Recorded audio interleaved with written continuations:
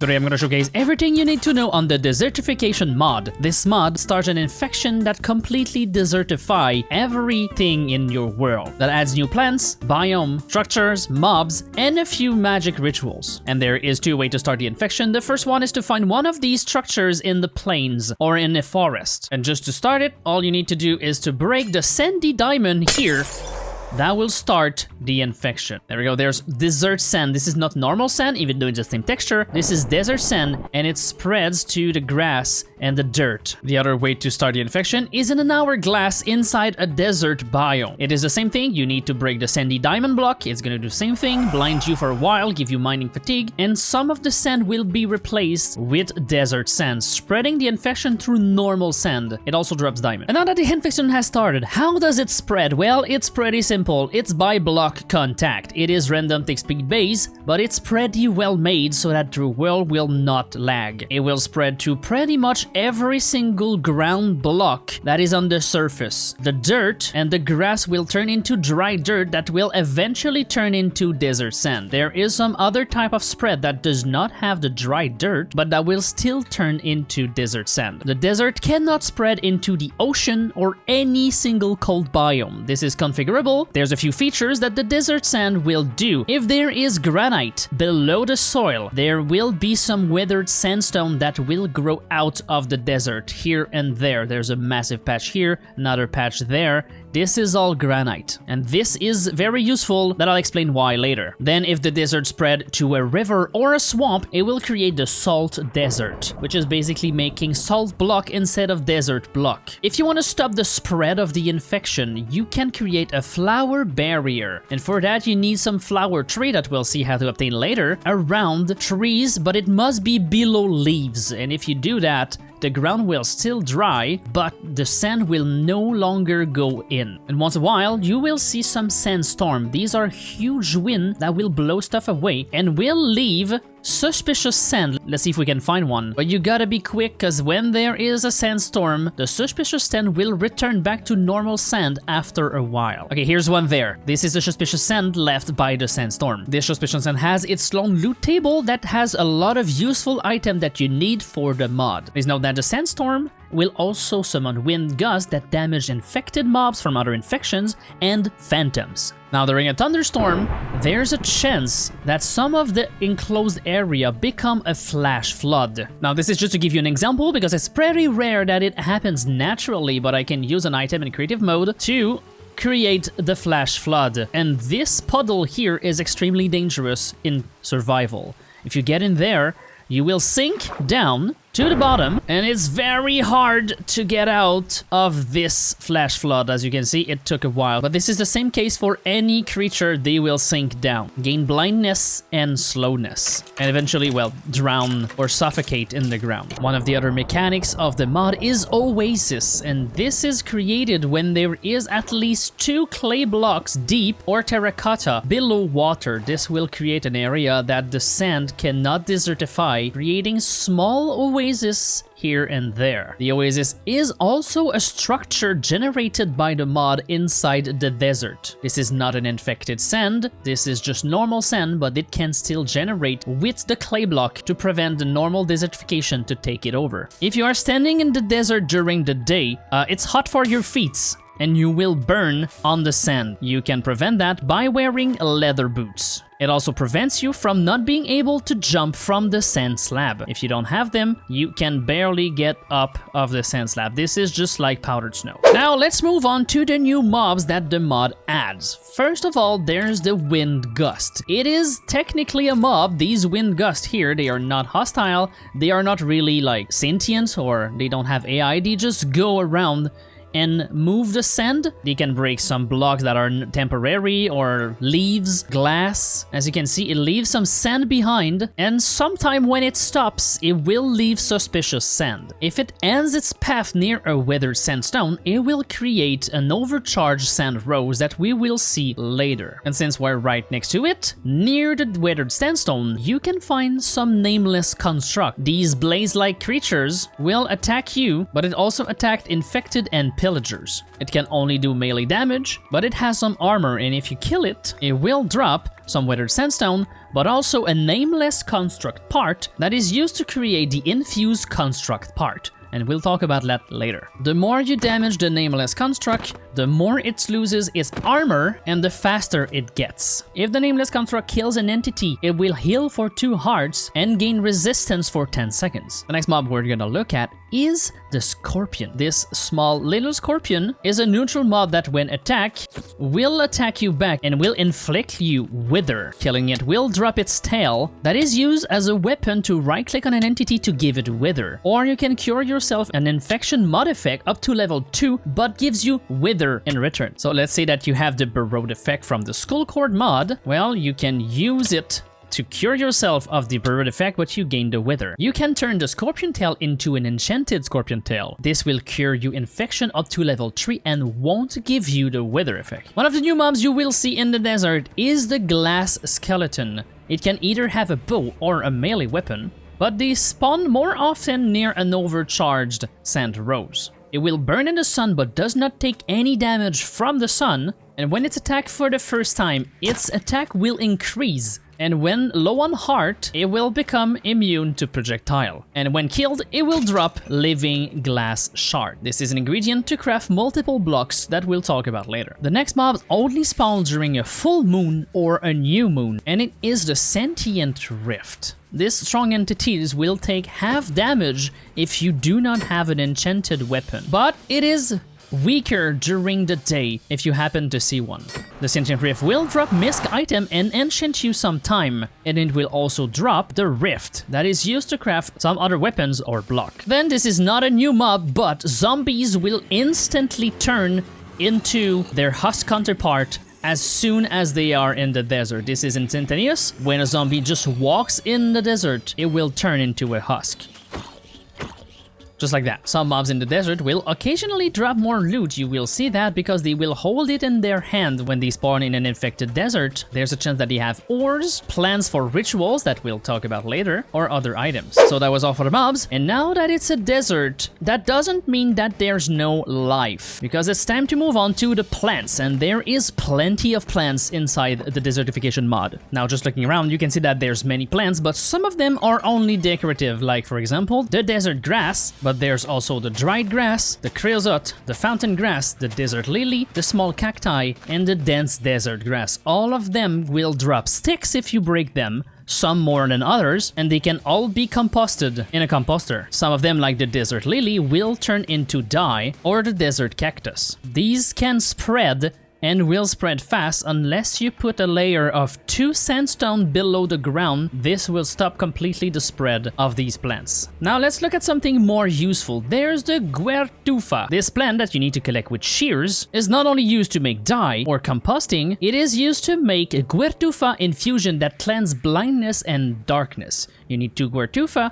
and 1 water bottle. And then there's the fishhook barrel cactus. I'm stuck in it. They will also, of course, hurt. They are cactus. They also act like cobwebs. When some of them have the yellow top, this means that if you right-click it, you will get a barrel cactus fruit. And these barrel cactus fruits can be eaten raw, but are used to make the barrel cactus fruit jam. You need 2 water bottle, 2 fruits, 1 sugar, and 1 apple, and this will cleanse hunger. If you eat the barrel cactus alone, you have only 1 in a 4 chance to cleanse the hunger. Then you have the Welwitschia mirabilis. This plant will only appear after a flash flood, so looking here, we don't have any. And this is a plant that is normally found in Namibia in the real world. But here in Minecraft, they only appear after a flood, but once they are here, they will start to spread their Welwitschia leaves. After a while, the Welwitschia will grow its leaf and has a chance of dropping a Welwitschia cone. And using the Welwitschia cone with some packed Welwitschia leaf that you can do with desert flower, we'll come back to desert flower in a moment, you can make the packed one, and you can craft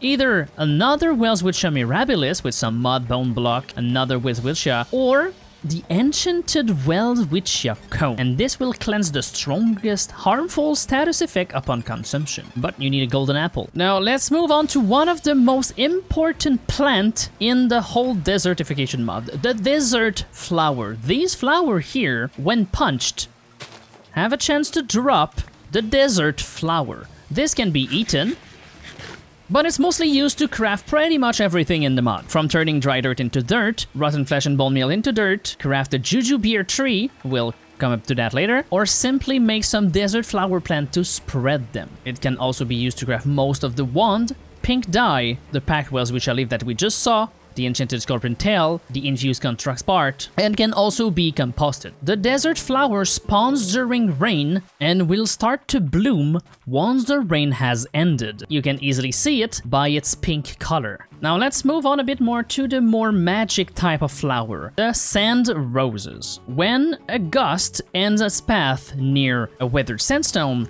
there's a chance that it craft one of these, the overcharged sandstone. It will create a wall of glazed sand around its perimeter, protecting it against intruder. But it will also zap players and entity coming too close to the sand rose. The zap can also bounce off mobs. If you mine it with Silk Touch, it will drop itself, but if you mine it without it, it will drop a normal sand roses. It can also be found in the suspicious sand. The sand rose can be used to craft a bunch of items, but most importantly, an enchanted sand rose. This has multiple effects. It can prevent sand accumulation in a 45 block radius depending on where you place it. So no more sand slab, no more sand remain placed on unturnable blocks. So you can use it to protect your base if you are planning to live in the desert. And it also prevents the overcharged sand rose like we saw over there to spawn in a 45 block radius. Now let's talk about the new wood type, the Jujubir, that creates jujube from its leaves. The log itself is like a wall, and it can spread just like that, but can also be turned into oak planks. You can take 4 Jujubir log to make a Jujubir wood, and with that can be turned into wood stairs, wood fence,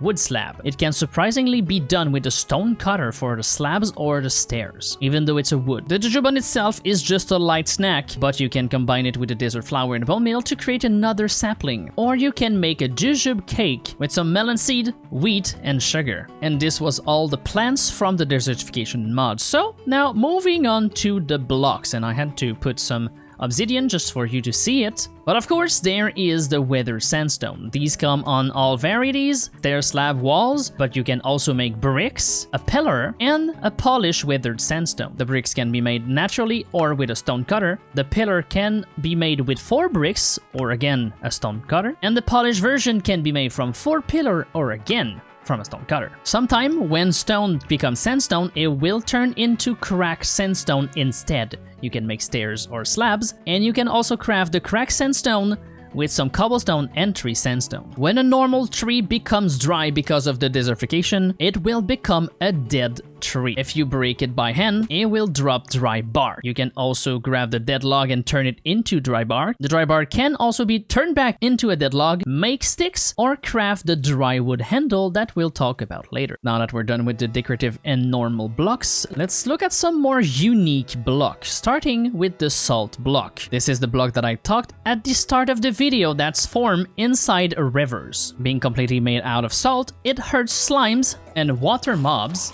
but very, very rarely you will find a salt pond at the bottom of these rivers. Salt pond will eventually grow salt crystal if it has exposed air above its head and on its side. The salt pond itself can be taken with Silk Touch, but can be propagated if you throw a salt crystal, lapis, and an enchanted sand rose. It will create another one adjacent to it, but it does not consume the enchanted sand rose. The salt crystal can be used to damage undead mobs or infected mobs. You can use it to create more salt block or eventually to create a dry wand. If you have spelunkery or mechanism, it can be converted in this salt from these mods. Now let's look at some of the more magic items in the mod. First of all, you can craft the sandy diamond block, but it's not gonna be used like the normal one that you break to start the infection. This one is mostly decorative and is crafted with weathered sandstone, diamond, and the block of amethyst. But it is used to craft most of the block that I'm gonna talk about very soon. Starting with the flood totem, crafted with sandstone pillar, wet sponge, a sandy diamond block, and 2 infused construct part. This will help flash flood to happen during the rain. So let's talk about other blocks and we'll leave it here to see if it happens.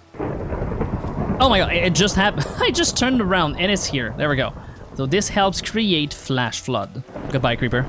Then we have the Nameless Altar Core, which is crafted with living glass shard, an enchanted copper tail, 4 withered sandstone pillars, an infused counterpart, and either netherite scrap or a netherite ingot. And this is the core that you need to make the ritual, which we'll talk, like I said, at the end of the video. Then you can craft an ethereal bridge core. You need living glass shard, 2 withered sandstone, an ender pearl, a rift, and an infused construct part. And depending on where the blue part is looking at, and also depending on the strength of the redstone signal, this will create a bridge that you can walk on. If you put an enchanted stone next to it, it will double the range of the bridge. The bridge can be destroyed, but it doesn't do anything. Then with a sandy diamond block, a dispenser, 4 withered sandstone, 2 desert flowers, and an infused construct part, you can craft the sand blaster. And this can deal damage to mobs that goes near it. But you need redstone to activate it. You can also use it to derust copper, strip wood. It seems to take some time. Okay, this might be an oversight. It's not working with wood, only with log. And it can also polish some stone. You can turn the sand blaster into an erratic sand blaster. You can use either a crayon obsidian or an echo shard. It does less damage, but over a larger area. It's like more of a cone instead of a line. I can see myself using this to defend against probably a raid or something. The next item costs a lot to make, but it's a vitalizer. You need some withered sandstone, a block of emerald, 2 infused construct part, a wand of grass, and a sandy diamond block. The wand of grass is crafted with an enchanted golden apple, a blaze rod, 2 infused construct part, and a grass block. We'll see what it does a bit later, but for now, the vitalizer is used to purify desert area. But you need a tree to be near, so if we place the vitalizer here, after a certain time, a whole square of, I think, 16 by 16 will be, it's a bit more than 16 by 16. I think it's 32 by 32, but it purifies a whole area. Of course, the sand will slowly creep back in. It seems to only trigger as soon as the desertification mod block touches the vitalizer. It triggers it every single time a block touches it. So if there's no infection on the vitalizer, it is not going to trigger. So I think it's best you place this around your base, so when it reaches a certain point, it purifies the area and not at your base, because the sand will reach it eventually. And also, it unfortunately does not purify infected blocks from other mods, although that would be a cool feature to be added. I glazed over it a bit earlier, but the glazed sand cannot be crafted, can only be mined, and is dropped by the glass skeleton once in a while. But the glazed sand can be turned into glazed sand pane, which does only nothing but decoration. And this was everything about the blocks from the mod. So it's time to move to the tools of the mod. And the first item you want to craft is the dried wood handle, because it is used in most of these items. It is crafted with 3 sandy diamond block and 4 dried bark. And the first item we're gonna look at is the Spear of Sand. You need 3 amethyst shard, 2 dried wood handle, and 4 desert flower. And this weapon, when you kill a mob, will create a gust of wind around, potentially hurting other mobs along the way. It does 7.5 attack damage and has 2 attack speed, which is pretty fast. Next item we're gonna look at is the Sand Shaper. This is crafted with an enchanted sand rose, 6 desert flower, and 2 dry wood handle. And this can help you place sand or make sand pillar. You can simply right click to create a wall of sand that will slowly degrade. This is good to protect you against some projectile that is coming your way.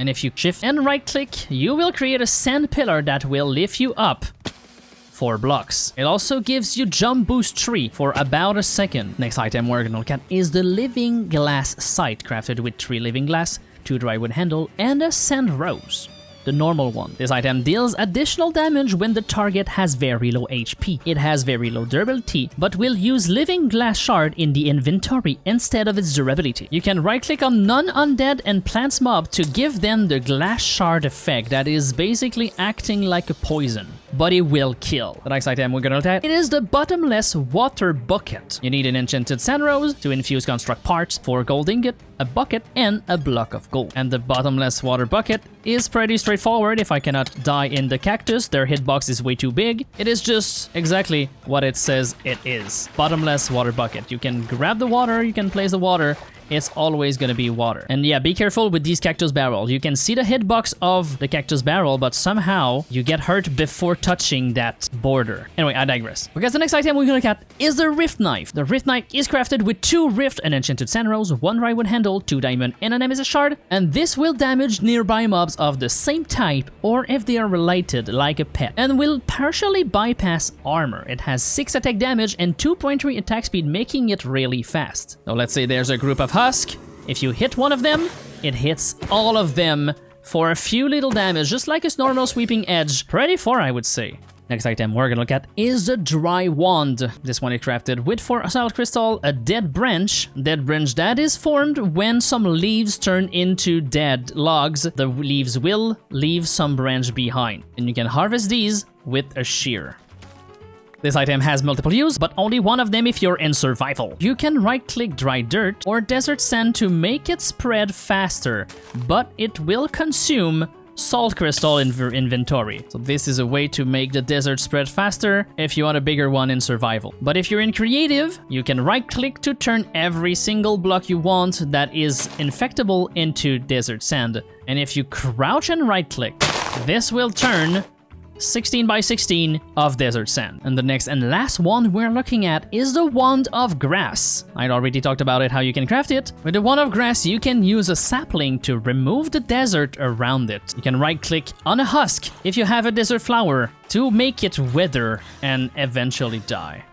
And it also boosts the range and the damage if you have an enchanted rose in your offhand. And before moving on to the Nameless Altar to make the rituals, the mod adds 3 new enchantments: the Wound Salter, the Swift Sand, and the Electrostatic 2. All of these can be dropped by the zombies or skeleton that are found inside the desert, just like the ritual or the ore that you saw.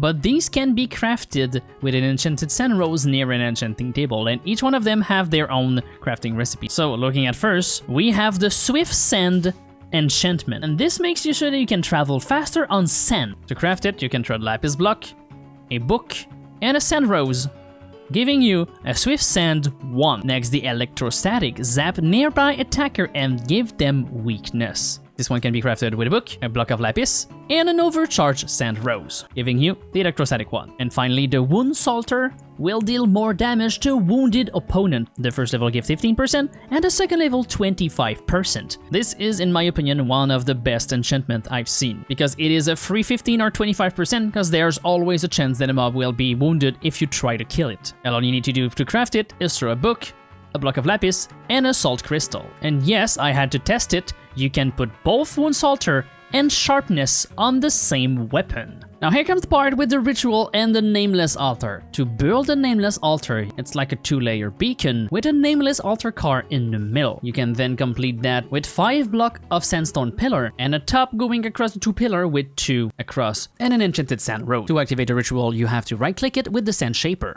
If you're in survival, it will take some time to activate. Now to do a ritual, you need to find these plans to know how to build them. These are just plans on how to do it, so you can still do it without the plan. So let's start with the lightning ritual. I can do it myself in creative with the ritual plan. The lightning ritual will attack every undead creatures in an 80 block radius. If you right click the block above the core, there we go. It just struck every single undead with a lightning bolt in an 80 block radius. You can place an amethyst block 5 blocks away from the core to offset the ritual by 32 blocks. You can see it if you right-click the Nameless Altar core. These white particles will be offset from the ritual. So if you place 2 blocks, it's gonna be 2 blocks offset, which means 64 this way. So here we go. This should be 3 times 32, and let's try the light ritual. This light ritual should light up all the caves in an 80 block radius, but because we offset it by 90 block this way, there should not be any torch under us, but only this way. So let's try that. Bam! Now let's go see underground. And I can see torches, but not this way. So as you can see, it is not perfect, but it can help a lot if you're trying to build a farm and you need to stop mobs from spawning underground. Okay, let's stop the offset and let's come back to normal ritual. So first, let's look at the Cure Ritual. I forgot to mention, but to use the ritual in your inventory, you need to have some items. Like this one requires 7 desert flower, and the light ritual requires 18 glow ink sack. So to make the Cure Ritual, you need 4 desert flower, and the Cure Ritual will cleanse any bad effect you have and give you regeneration and absorption to every non-infected entity in 80 block radius. So let's go in survival to test it. If I right click here, I gain absorption 2, regeneration, and I lost my flower, so you need the items in your hand for it to work. And also every single entity that is not an infected mob now has it too. Next we have the Glow Ritual. This will make entity in an 80 block radius glow for 2 minutes. You need 8 glow berries in your inventory, and to craft it you need a gold block, an outer layer of glowstone, 2 glow lichens, and 2 cave vine. And this will make, like I said, every single entity glow with an 80 block, which is really good to find infected mob if you're playing against an infection. Or just to find the mobs that is remaining underground that you're looking for. Next we have the Poison Ritual. This one needs 2 red mushroom, 4 cold block, and 6 weeping vine. You need 4 poisonous potato in your inventory, and this one will give poison for 1 minute and 30, instant damage, slowness 3 minutes, and blindness 3 minutes to every hostile entities in an 80 block radius. This is an instant screw you over for all the entities. Next is the Abundance Ritual. This one's randomly bone meals blocks, crops, grass, etc. on the surface in a large area. It also halves the breeding time of animals. For this one, you need 3 brown mushroom, 6 bone block, 2 hanging roots, and a red mushroom block. And then in your inventory, you will need 12 golden carrots. This is not exactly the best place to showcase it, but you get the idea. Things are gonna be bone mealed. Oh, there's my trees. Okay, seems like there's a few crash. Desert Ritual marker. I'm using Nerwina to stop entity crash, if you want to know what I'm using to exactly this. This is just a side note, but if a Nameless Construct fight a Pillager, the Nameless Construct will also crash. So you need Nerwina until this bug is fixed. So from what I can see, the Abundance Ritual might be glitched. And next we have the Freeze Ritual. For this one, you need 3 snow blocks, 4 blue ice, and 5 packed ice. And you need to have 5 cobweb in your inventory. This one will prevent mob from moving for a minute and a half, and the smallest mobs will be encased in temporary ice. Let's go see what it looks like. This one has the slowness 7 added to its effect, and I somehow cannot get close to it. Next we have the Vitalization Ritual. For this one you will need rooted dirt, weathered sandstone, 2 sand rose, a desert flower, and 3 vines. But it also requires you to have 6 golden apple and the wand of grass that is not going to be consumed. This one will purify. Here comes a bit of lag.